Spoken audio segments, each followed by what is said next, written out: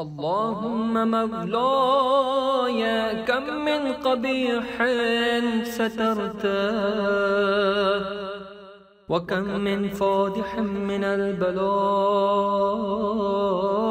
أقلته، وكم من عثار وقيته، وكم من مكروه دفعته، وكم من ثناء جميل لست أهلا له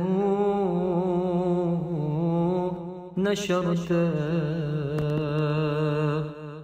اللهم عظم بلائي وأفرط بي سوء حالي، وقصرت بي أعمالي، وقعدت بي أغلالي، وحبسني عن نفعي بعد أملي.